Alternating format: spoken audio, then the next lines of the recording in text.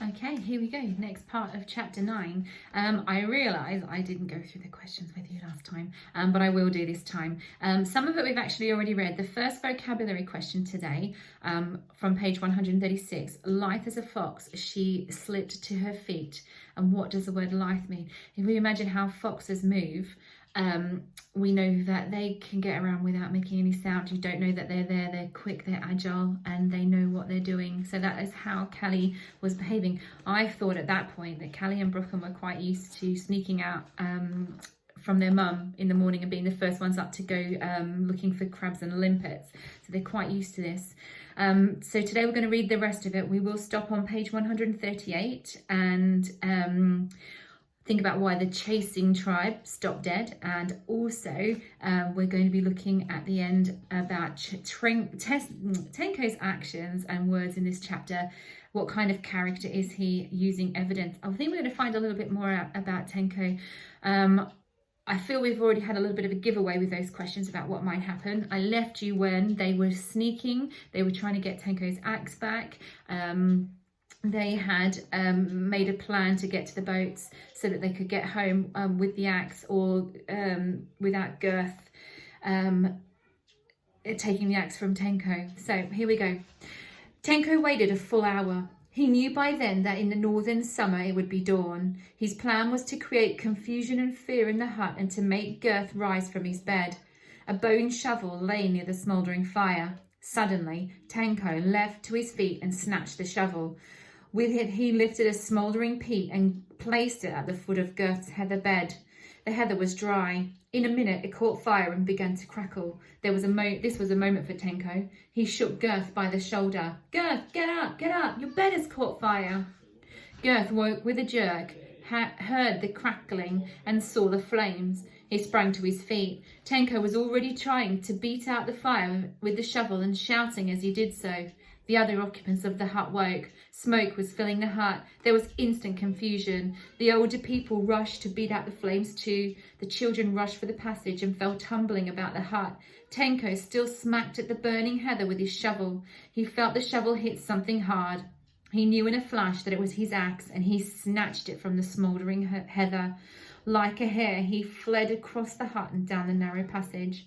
The smoke hid his flight from Girth, who was still beating out the flames. He had just got the fire out when the children came back shouting in the hut. The stranger boy," they yelled. "He ran out carrying the shining axe." Girth swooped on what was left of his bed and kicked the heather aside. The axe was gone. He ran out from the hut shouting, "Which way did the lad go? Which way?" A boy pointed towards the shore. "He went leaping and running down there." "The other two, were they with him?" The boy shook his head. "I did not see them." Girth shook his fist. "They will not get far on the beach. The rocks will cut them off to the north and to the south. We shall soon find them." He snatched up a whip of hide that was beside the door. "When I catch Tenko, I shall round him up like an ox," he declared cruelly. He began to run down the hill, but his sore foot impeded him. The rest of the tribe streamed after him, not daring to overtake him in his wrath. Tenko had counted on his start and on his quicker turn of speed. He made for the stream and ran along the bank above it. He knew it would bring him out at the sandy beach. Though he did not pause, he waited with his footing carefully. If he stumbled and fell, the pack might catch up with him. He could hear their yells behind him. At last, the stream spread itself on the shore. Tenko scrambled down the beach. "Where are you? Callie, Brocken," he cried. Tenko knew they would make for the rocks near the cave. He ran faster, leaping over the rock pools. "Callie, Brocken," he cried. They suddenly appeared from behind a rock. Run for the cave. We must get the boats out before Girth arrives at the beach." "Look, Tenko," Brocken cried. Tenko had forgotten that the tide would be higher than it had been for dawn the previous day. The water lapped around the mouth of the cave. It would be too deep for Brocken to wade through it. So I'm going to sneeze. Oh, okay, sorry. The water lapped round the mouth of the cave. It would be too deep for Brocken to wade through. "Wade out to the cave as far as you can go," Tenko shouted. "I will go and bring the boats." He thrust his axe into Callie's hand and splashed his way through the channels, the children following him. Soon he was up to his waist and began to swim vigorously. He reached the mouth of the cave and disappeared inside. Fear lent him strength. He hauled the catamaran down the steeply shelving bank to the lapping water. Seizing a paddle, he thrust it into the deeper water, then pulled himself aboard. A few rapid strokes brought it to the mouth of the cave. He glanced across the sandy bay. The tribe of Saber was streaming down from the sand dunes. In 2 or 3 minutes they would catch up with the wading children. Swim to me, he shouted to Callie and Brocken. Drop the axe, Callie, and swim to me. For once, Callie disobeyed Tenko. She gripped the handle of the axe between her teeth and swam for dear life with Brocken after her.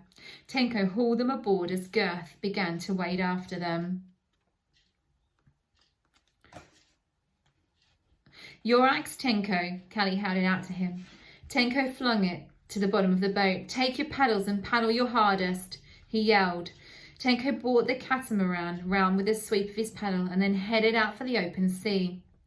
The tribe of Saber stopped dead, almost as one man, astonished at the sight of the strange craft. Girth recovered himself and shouted for them to go after the strangers. They've stopped because of the boats, haven't they? He began to swim powerfully, but the distance between him and the catamaran widened. He stopped swimming and stood shoulder deep in the water, threatening them with his fist. I am sorry I had to set fire to your bed, Girth, Tenko yelled back. I had to have my axe back. When I have learned the secret of how the axe was made, I will make you another. Tenko was quite sincere, but Girth gnashed his teeth in rage. As Callie bent her paddle, her heart was singing for joy. She was remembering that Tenko had told her to drop the axe rather than impede her own escape. In that instance, she knew that the thought of the axe was dear to Tenko's heart, yet she was deeper still. The sun was setting when they reached the Bay of Scale. It was with joy that they saw the tops of the huts of Skara once more. As they came into the bay, they were sighted by Berno, who had Stempsy beside him. They had watched all night and all day with despair at their hearts. Berno knew something must have happened, for he knew Tenko would not otherwise break his promise to him to return on the second day. There had been mist over the sea. In that case, Berno knew Tenko would try to put ashore. But Berno knew what a cruel shore it was, and his heart misgave him. All the same, he had great faith in Tenko, and he did not give up hope. Berno gave a mighty shout when he saw the catamaran coming across the bay, the 3 children outlined against the setting sun. He waded into the water to meet them. Stempsy was with him. Bernard's shout had brought the rest of the tribe running. Arms were outstretched in welcome. Willing hands hauled the boats ashore, and the 3 adventurers were borne in gladness into the village. That night was a great feast, rejoicing over their safe return. When the other folk had departed to their own huts, Tenko talked with Lokar and Berno. When Tenko told how Girth had taken the axe from him and held them prisoners, Berno's face darkened into an ugly scowl. The men of Skara will go overland to the tribe of Saber. I will see that Girth gets a fitting punishment, he declared. Lokar laid a hand on Berno's arm. No, my son, that could begin fighting between tribes that might go on for many generations. You could bring war to Orkney. That you must never do, Berno. I have always taught you the ways of peace. My end is not far off now. Do not leave me alive. Do not let me leave life in sorrow. Berno calmed down. Very well, Lokar. I will heed your words.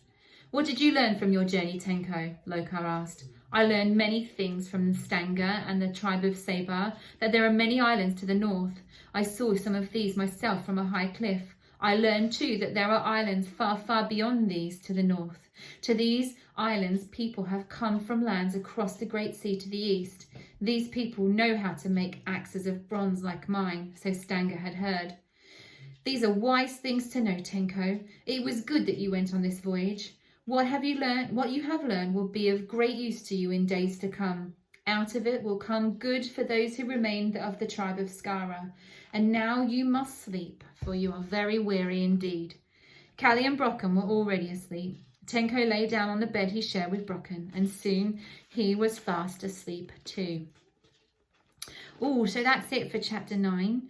Chapter 10, called The Night of Doom. Interesting. There's only 2 chapters to go after this. So Mrs. Cox is going to read the next chapter in 2 parts. And then I'm just going to read chapter 11 to you, the final chapter, all in one go. Because I know that in our class, and I'm sure it's the same in Hanbury class, when we're getting to the end of a book, you don't want to stop and answer questions. You just want to get to the end of the story. So I will see you again for the last part of the book, and we'll finish it off. And then hopefully we'll see you in school soon. Bye.